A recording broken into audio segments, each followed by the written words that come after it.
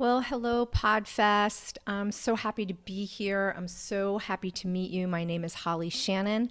I am the producer and host of Culture Factor, and I'm here to help you keep things simple and start. I started my podcast about a year and a half ago and scaled it on my own, and so I'm here to tell you it's completely possible to do that, to start today and be where I am like a year later. So here we go. So let's get down to some of the basics that we're going to run into.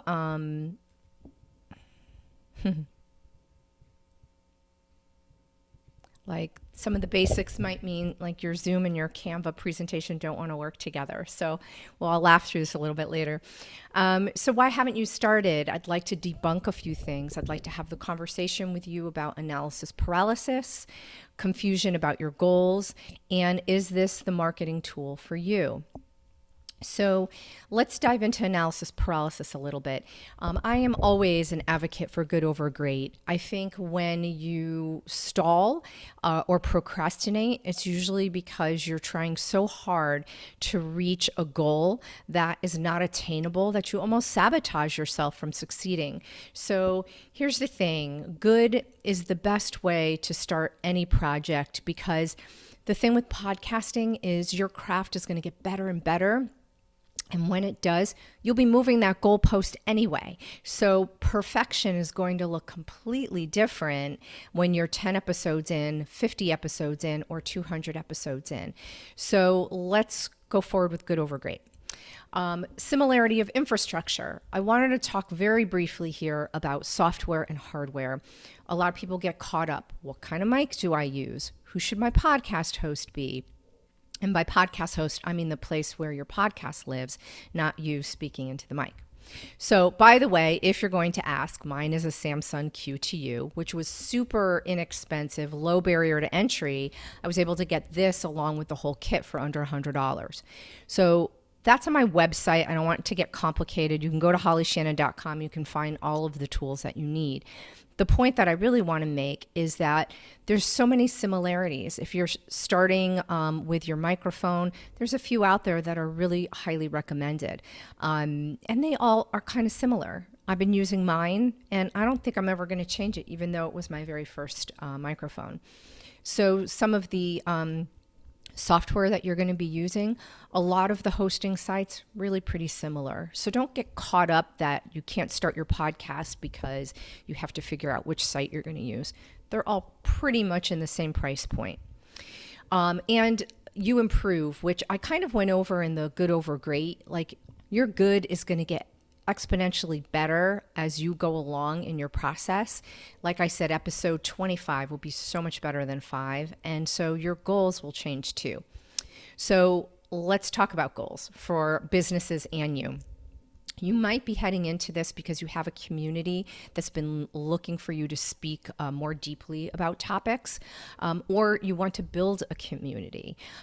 You might be starting a podcast because you want to make your sales force more agile and you want to generate leads for them.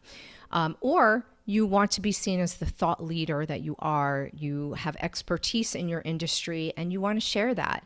So determine your goals. And the reason why I say that is it's going to help you craft the best first season that you need.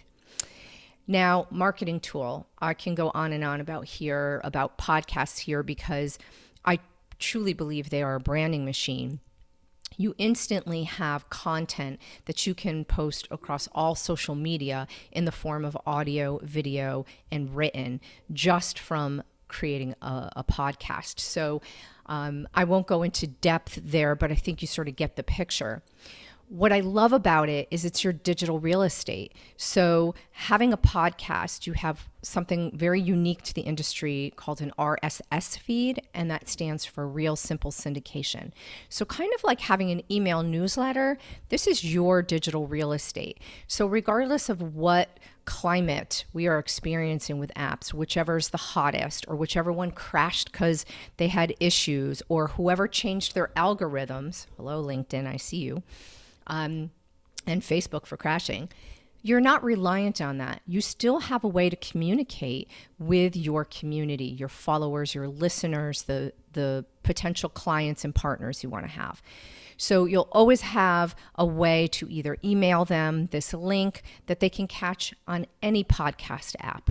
So if Facebook is down, they can go to iTunes and listen to you. If Twitter is down, they can go to Audible on Amazon and listen to you. So you never lose your connection. And it's such an opportunity to be the leading voice in your industry. Everybody has something to say, and I think more voices and ideas on the internet, especially in podcasting, are well received. So why would you want to be in podcasting? Like, isn't the arena oversaturated? No, it's not. So look at Morning Brew, which is a huge newsletter with like 3 million subscribers. They are growing their whole podcasting vertical. They have like 3 or 4 podcasts now. And they also say it's growing at hyperspeed. And that is actually a big client base that they work with, which is the millennial clientele and the emerging leader. But even other, older, more established sites like Insider Intelligence are expecting it to grow almost 40% year over year in 2021. So, who needs another reason to start a podcast, right? So how can I help you? hollyshannon.com is my website. You'll find many useful links there that will help you get started on the infrastructure that we discussed. But I would really like to help you out. So if you pick up my book on Amazon, which you could also find on my website, email me a picture of you with the book and mention Podfest, and I will give you a free 30-minute consultation, because I really want you to get started out there, because your voice and your ideas, they matter, and everyone should own their own mic. So thank you very much.